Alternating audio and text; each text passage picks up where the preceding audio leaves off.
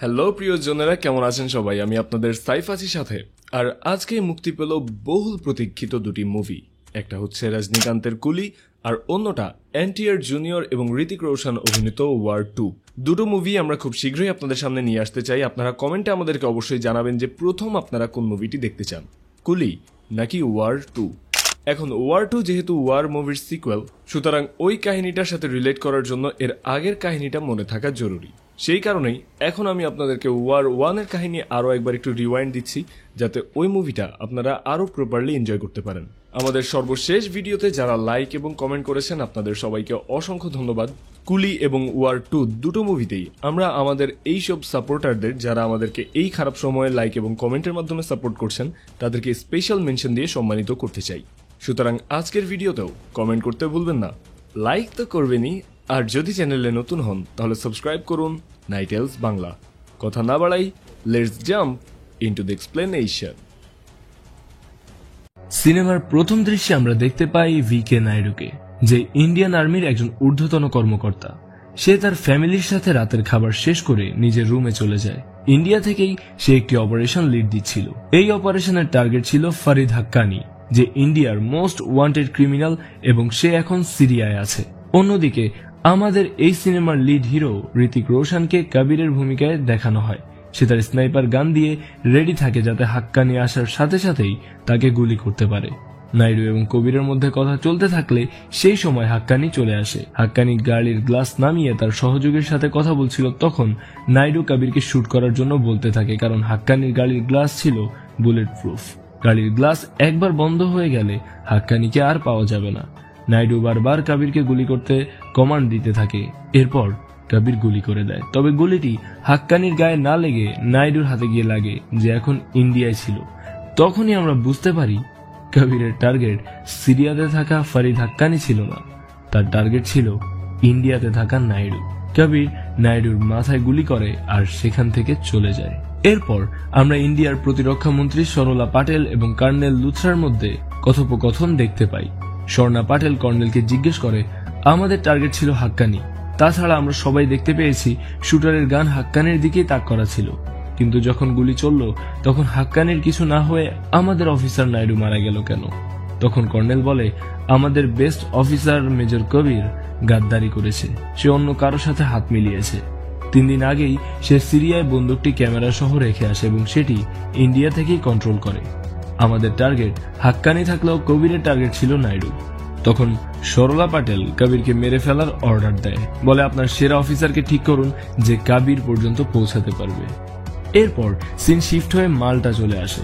কিছু drug dealer সেখানে তাদের টাকা লেনদেন করছিল। এই ড্রাগ ডিলাররা ইন্ডিয়ার নার্কোটিক্স পাচার করত। সেখানে টাইগার শ্রফ চলে আসে, যে এখানে খালিদের ভূমিকায় অভিনয় করছে। এখানে খালিদের সাথে মাফিয়াদের একটা ফাইট সিন আসে। সেখানে খালিদ মাফিয়াদেরকে মেরে সেখান থেকে চলে আসে, আর তা কর্নেলকে ইনফর্ম করে।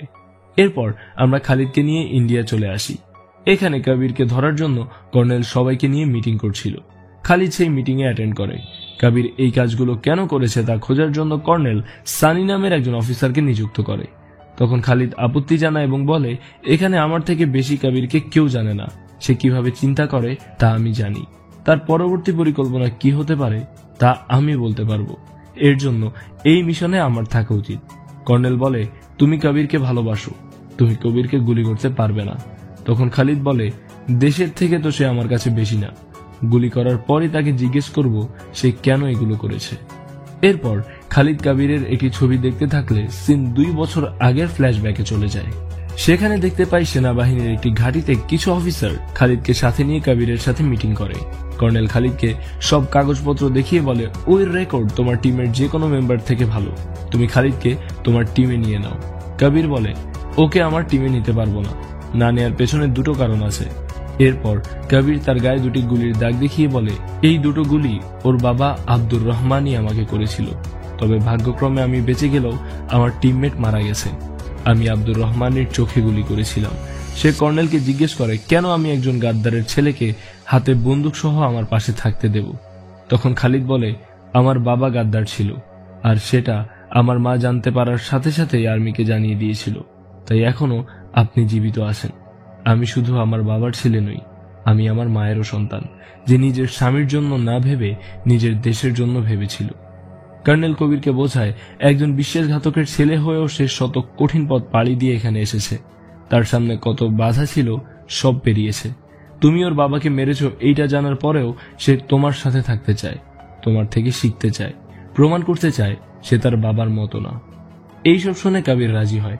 কর্নেল গিয়ে খালিদকে জানায় তুমি টিমে যুক্ত হয়েছ, তবে একটা ভুল করা মানেই সবকিছু শেষ। এরপর কবির তার টিম নিয়ে একটি মিশনের পরিকল্পনা করে, যেখানে ইলিয়াস আব্বাসি নামক একজন টেরোরিস্টকে দেখানো হয়। সে কয়েকবার ইন্ডিয়ায় বোমা হামলা ঘটিয়েছিল, তাই তার কোনো প্রমাণ নেই। তারপর তারা আরেকজনের ছবি দেখায় যার নাম হচ্ছে বাসির হাসিব।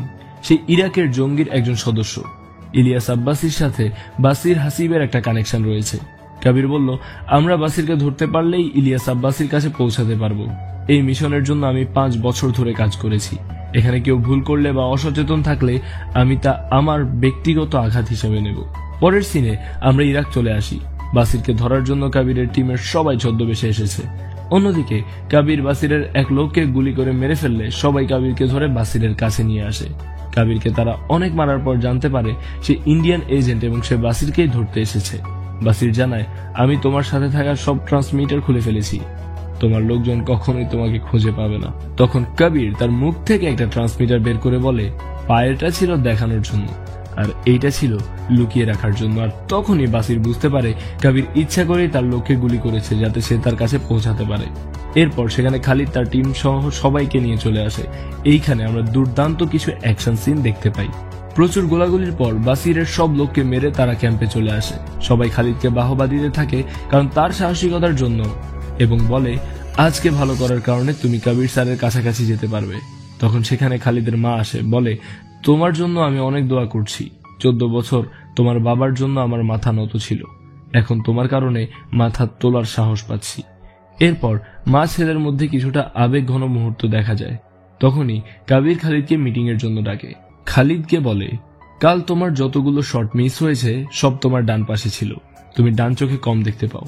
তোমাকে এই মিশন থেকে চলে যেতে হবে কারণ তোমার এই সমস্যার কারণে টিমের অন্য মেম্বারদের ক্ষতি হতে পারে, যা আমি চাই না। তখন খালিদ বলে, তাহলে তো আপনি আমার বাবাকে জিতিয়ে দিলেন। আমার এই সমস্যা বাবার কারণেই হয়েছে। আমার বাবা গাদ্দার, সেটা স্কুলে জানতে পারার পর স্কুলের কিছু ছেলে আমাকে মেরে আমার চোখে জখম করে দেয়। এরপর থেকে আমার এই অবস্থা। কিন্তু আমার মা কখনো হার মানেনি। আমিও চেষ্টা করে গেছি যাতে এই বিশ্বাসঘাতকতার দাগ মুছে ফেলা যায়। আমাকে একটা সুযোগ দিন স্যার। আমার চোখ দুর্বল হতে পারে, তবে আমার নিশানা দুর্বল হবে না। তখন কবির বলে, তুমি আজ প্রমাণ করে দিয়েছো তোমার শরীরে তোমার বাবার না, তোমার মায়ের রক্ত বইছে। শুধু একটা কাজ করবে, যে তুমি তোমার টিম মেম্বারদের সব সময় তোমার বাম পাশে রাখবে যাতে তোমার সমস্যার কারণে তাদের কোনো ক্ষতি না হয়। এরপর একটি গানে সবাই পারফর্ম করে। সেই সময় কবিরের মোবাইলে ইলিয়াসির লোকেশন চলে আসে। তারা মিশনের জন্য তৈরি হয়ে যায়। মিশনটি খুব সিক্রেট থাকায় তারা সবাই মোবাইল রেখে দেয়। ইলিয়াসিকে ধরার জন্য সবাই মরক্কো চলে আসে। সেখানে সেই রেস্টুরেন্টে ইলিয়াসির আসার কথা, সেখানে কবির তার টিম সহ আগেই ছদ্মবেশে বসে থাকে। কিছুক্ষণ পর ইলিয়াসি আসে। কবির ইলিয়াসিকে ধরে ফেলে, বলে অনেক দিনের চেষ্টার পর তোমাকে পেয়েছি, এবার ইন্ডিয়া চলো। তখন ইলিয়াসি বলে, দাওয়াত দেওয়ার জন্য ধন্যবাদ, কিন্তু এখন আমার যাওয়ার ইচ্ছা নেই। তোমরা আমাকে নিতে পারবে না। তুমি কি জানো তোমার টিমের সব লোক আমাকে নিয়ে যাওয়ার পক্ষে না? তখনই কবির আঁতকে ওঠে, বুঝতে পারে যে তাকে এখন আরেকজন গাদ্দার দেখতে হবে। তখন তাদের টিম মেম্বার সৌরভ কবিরকে গুলি করে বসে। সে তার টিমের অন্যতম সদস্য ছিল। সৌরভের গুলি থেকে কবির বেঁচে গেলেও তার অন্য 2 টিম মেম্বারকে সৌরভ গুলি করে পালিয়ে যেতে থাকে। তখনই খালিদ সৌরভকে মারার জন্য তার পেছে পিছে দৌড়াতে থাকে। আর এইদিকে কবির ইলিয়াসিকে ধরতে গেলে গুলি খেয়ে পড়ে যায়। ইলিয়াসি সেখান থেকে পালিয়ে যায়। সিন হাসপাতালে শিফট হয়। কবির জানতে পারে এইবারও তারা ইলিয়াসিকে ধরতে পারেনি আর খালিদের কোনো খোঁজ পাওয়া যাচ্ছে না। কিছুদিন পর খালিদের খোঁজ পাওয়া গেলে তাকে হাসপাতালে আনা হয়। খালিদ কবিরকে জানায় সে সৌরভকে মেরে ফেলেছে। এরপর কাহিনী বর্তমানে চলে আসে। খালিদ কবিরের ব্যাপারে কিছু তথ্য সংগ্রহ করেছিল। তখনই কবির তাকে ফোন দিয়ে জিজ্ঞেস করে টিমকে কে লিড করছে। তখন খালিদ কবিরকে জিজ্ঞেস করে, এইগুলো কেন করছেন স্যার? কবির বলে, এখনো আমাকে স্যার বলছো? আর বলে, সুযোগ পেলে কোনো কিছু না ভেবে আমাকে গুলি করে দিবে, কারণ আমি কিন্তু গুলি করার আগে একবারও ভাববো না। পতাকা তৈরি করো আরেকজনকে বরণ করার জন্য। এরপর আমরা আরেকটি ফাইট সিন দেখতে পাই। এই সিনেমায় এটি আমার সবচেয়ে প্রিয় ফাইট সিকোয়েন্স। এখানে একটি উড়ন্ত প্লেনের মধ্যে সেনাবাহিনীর কিছু সৈনিকের সাথে কবিরের লড়াই হয়। কবির সেখানে থাকা অফিসার জিমিকে মেরে ফেলে। এটির পর কর্নেল খুব রেগে যায়, খালিদকে বলে, এত প্রযুক্তি থাকার পরও তোমরা একটা মানুষকে খুঁজে পাচ্ছ না। এরপর কে খুন হবে, তুমি নাকি আমি? কবির এটা কেন করছে এটা জানার জন্য কি তার শেষ গুলি পর্যন্ত অপেক্ষা করতে হবে? খালিদ বলে, সে এইগুলো কেন করছে এর উত্তরই খুঁজছি স্যার। এরপর খালিদ যখন ট্রেনে যাচ্ছিল সেখানে কবির চলে আসে। খালিদ তাকে গুলি করতে গিয়েও করে না। কবির খালিদকে বলে, তুমি মিশন থেকে সরে যাও, কারণ আমি চাই না তোমার মা তোমার জানাজা দেখুক। তখন খালিদ বলে, জীবনের মায়ার জন্য দেশের সাথে গাদ্দারি করব না, এইটা তো আপনি আমাকে কখনো শেখাননি। এরপর কবির খালিদকে দুটো অপশন দেয়, একটা হচ্ছে সে এসব কেন করছে সেটা বলবে, নয়তো আগামী টার্গেট কে সেটা বলবে। তখন খালিদ পরের টার্গেটের নাম জানতে চায়। কবির জানায় উৎপাল বিশ্বাস নামের একজনের নাম দিয়ে সেখান থেকে চলে যায়। সেখানেও খালিদ কবিরের বুদ্ধির কাছে হেরে যায়। কবিরকে এত সামনে পেয়েও সে ধরতে পারেনি। সিন শিফট হয়, সেখানে আমরা দেখতে পাই কবির রুহি নামক এক ছোট মেয়ের ফুটবল ম্যাচ দেখছে। খেলা শেষে রুহি ম্যাচ হেরে যাওয়ায় একটু ডিসঅ্যাপয়েন্টেড হয়ে যায়। তখন কবির রুহিকে বলে, মানুষ সব সময় এক নাম্বার থাকতে পারে না, জিততে পারে না, একদিন না একদিন তাকে হারতে হয়। এরপর রুহি বলে, তুমি কার কাছে হেরেছিলে? আমার মায়ের কাছে। কবির বলে, হ্যাঁ। সিনেমার কাহিনী আবার শিফট হয়, 6 মাস আগের ফ্ল্যাশব্যাকে চলে যায়। এখানে আমরা পরিচিত হই এই সিনেমার লিড হিরোইন বানি কাপুরের সাথে, যে এখানে নয়নার ভূমিকায় রয়েছে। নয়না বিভিন্ন বারে নাচের কাজ করে, তার স্বপ্ন তার মেয়ে রুহিকে ঘিরে। নয়না চায় নিজের টাকায় একটা বাড়ি বানাতে, যেখানে সে রুহিকে নিয়ে একসাথে থাকবে। ফিরোজ কন্ট্রাক্টর নামের এক বড় ব্যবসায়ীর চোখ পড়ে নয়নার দিকে। সে নয়নার সাথে একটি ডিনারের জন্য অনেক দামি গিফট দিলেও সে রাজি হয় না, কারণ তার কাছে কবিরকে ভালো লাগে। এরপর আমরা জানতে পারি ফিরোজ কোনো সাধারণ লোক নয়, সে ইলিয়াসেরই লোক। তাই কবির এখানে এসেছে ফিরোজের ওপর নজর রাখতে। ফিরোজের হোটেলে বিভিন্ন জায়গায় সে মাইক্রোফোন সেট করে দিয়েছে, যাতে সব সময় তার কথা শুনতে পারে। এরপর একদিন ফিরোজের অ্যাকাউন্টেন্ট হোটেলে আসে তার টাকা ট্রান্সফারের জন্য। ফিরোজ 4টি অ্যাকাউন্টে টাকা ট্রান্সফার করতে বলে। তখন অ্যাকাউন্টেন্ট জিজ্ঞেস করে, এই 4 জনই ইলিয়াসের লোক? ইন্ডিয়ান ইন্টেলিজেন্স যদি এই ট্রান্সফারের বিষয়ে জানতে পারে তাহলে তো ইলিয়াসিকে খুঁজে বের করে ফেলবে। ফিরোজ বলে, ইলিয়াসিকে শেষ করা সোজা না, গত 20 বছর যাবৎ কতজন চেষ্টা করেছে, কেউই পারেনি। দাবা খেলায় যেমন হাতি, ঘোড়া, মন্ত্রী আর সেনারা রাজাকে রক্ষা করে, তেমনি ইন্ডিয়ার বড় বড় মন্ত্রী, অফিসার ইলিয়াসিকে রক্ষা করে টাকার বিনিময়ে।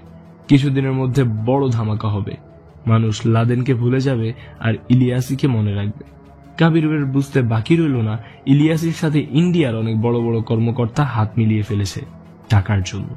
এরপর কবির নয়নার কাছে গিয়ে বলে, আমি এখানে একটা মিশনে এসেছি, আর তুমি আমার মিশনেরই একটা অংশ।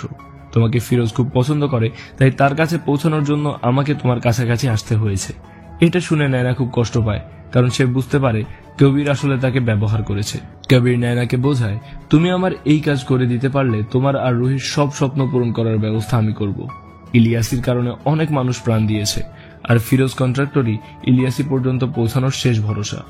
এরপর নয়না অনেক চিন্তা ভাবনা করে মিশনের জন্য রাজি হয়ে যায়। মিশনে যাওয়ার আগে নয়না কবিরকে একটি ড্রয়িং দিয়ে বলে, রুহির অস্ট্রেলিয়া গিয়ে স্কুবা ডাইভিং এর স্বপ্ন, এইটা আপনার কাছে রেখে গেলাম, যাতে মিশনে যাওয়ার পর আপনার মনে থাকে এখানে শুধু নয়না যায়নি, সাথে তার 6 বছরের মেয়ের স্বপ্ন গিয়েছে। কবির বলে, আমি প্রতিটি সেকেন্ড তোমাকে নজরে রাখবো, তোমার কোনো ক্ষতি হতে দেব না। কবির তাকে একটা পেন ড্রাইভ দিয়ে বলে, এটা যেভাবেই হোক ফিরোজের ল্যাপটপের সাথে কানেক্ট করে দিলেই হবে, ওর সব ডাটা আমার কাছে চলে আসবে। সন্ধ্যায় নয়না ফিরোজের হোটেলে যায়। ফিরোজ তাকে ওয়েলকাম জানায়। সেই সময় কর্নেল কবিরের কাছে ফোন দিলে কবির তার মিশনের কথা কর্নেলকে জানায়। কর্নেল তাকে আপডেট জানাতে বলে। অন্যদিকে নয়না পেনড্রাইভ ফিরোজের ল্যাপটপে কানেক্ট করে দেয়। কিছুক্ষণ পর আদিতি কবিরকে ফোন করে জানায় ফিরোজের তথ্যের মধ্যে কিছুটা সন্দেহ রয়েছে, কারণ তার সব প্রেমিকাদের বয়স 15 থেকে 25-এর মধ্যে ছিল। এরা প্রফেশনাল দিক দিয়ে ছিল সেলিব্রিটি, কিন্তু শুধু একজনের বয়স 40-এর ওপর, আর সে একজন ডাক্তার। পৃথিবীর সেরা 3 জন প্লাস্টিক সার্জন, এর মধ্যে একজন সেই ডাক্তার মল্লিকা।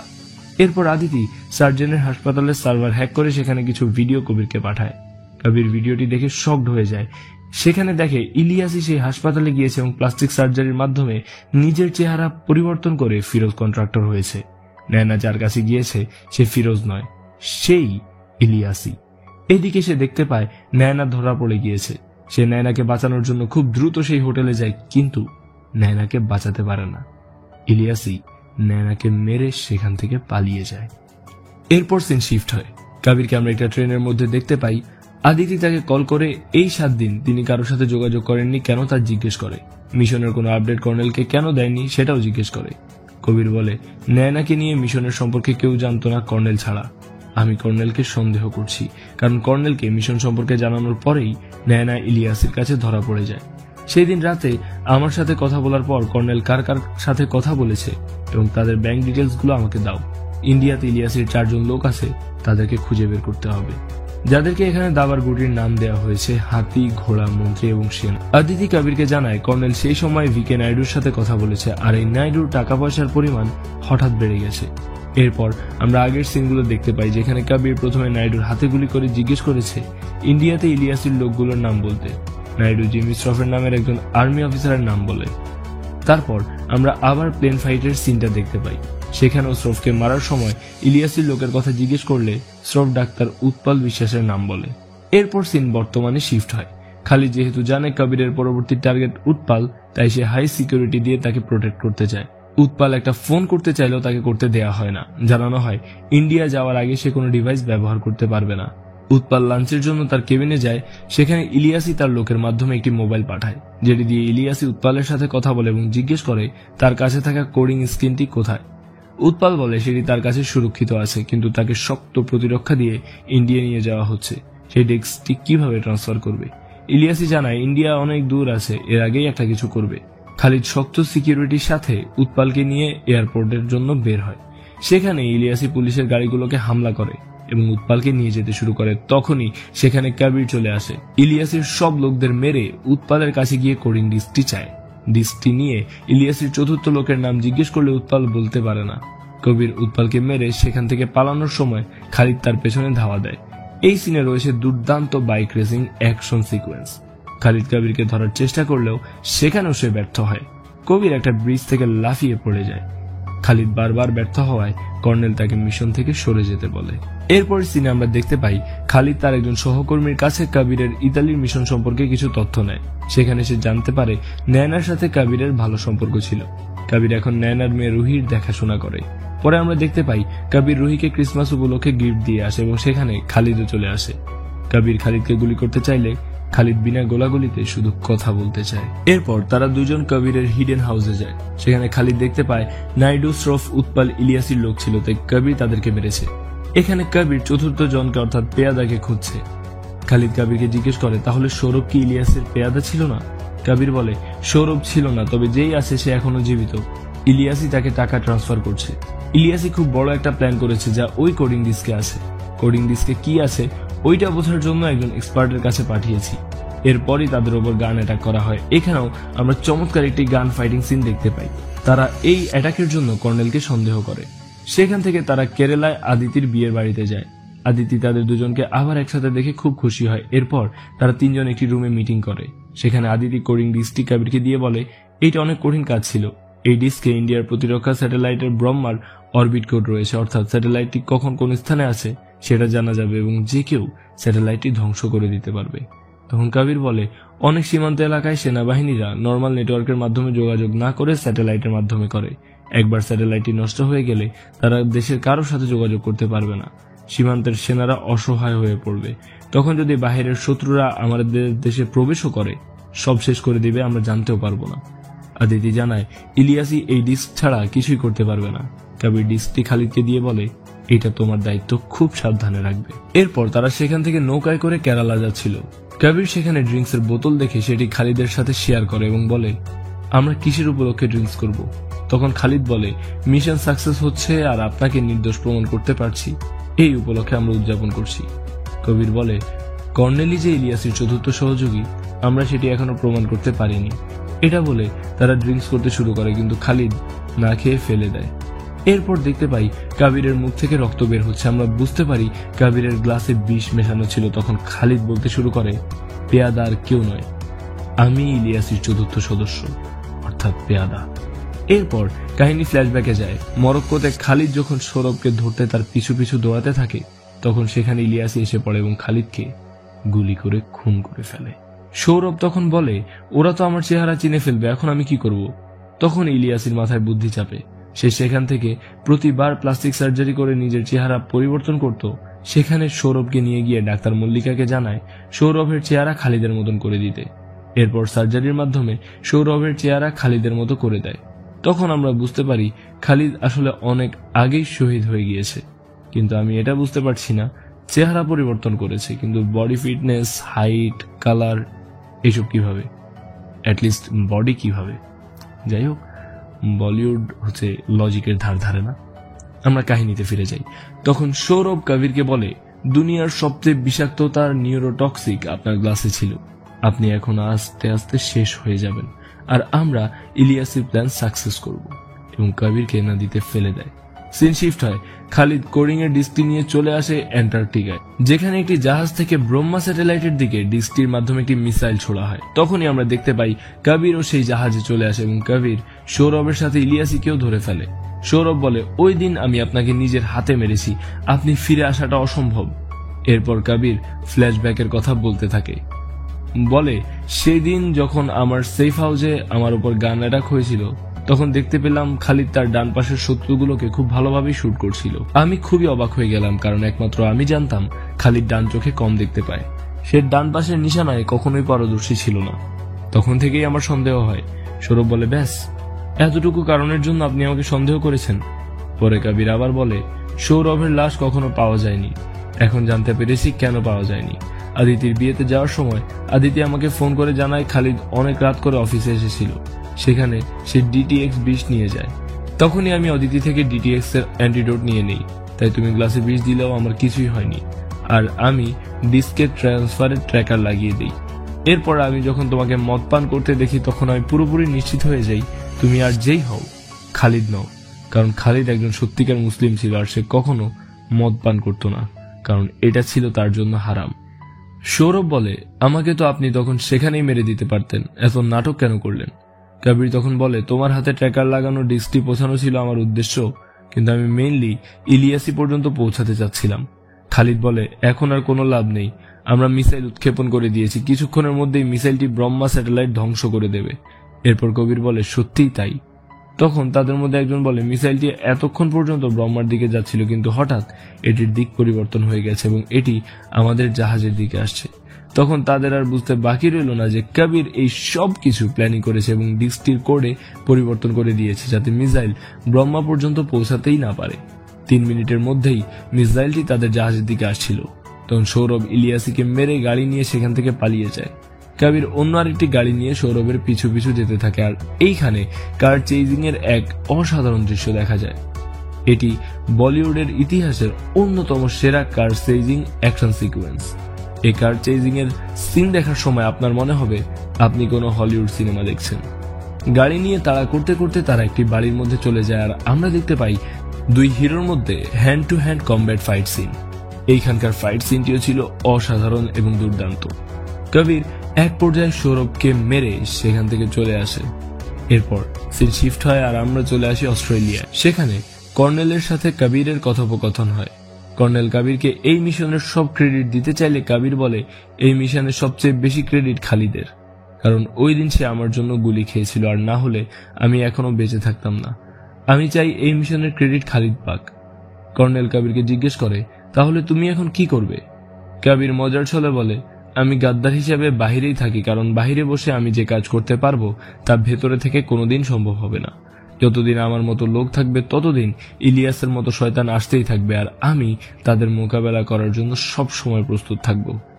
এরপর আমরা দেখতে পাই খালিদের মাকে খালিদের বীরত্বের জন্য রাষ্ট্রপতি পুরস্কৃত করছেন, আর অন্যদিকে কবির রুহির স্বপ্ন পূরণ করার জন্য রুহির সাথে অস্ট্রেলিয়ায় স্কুবা ডাইভিং করতে যায়।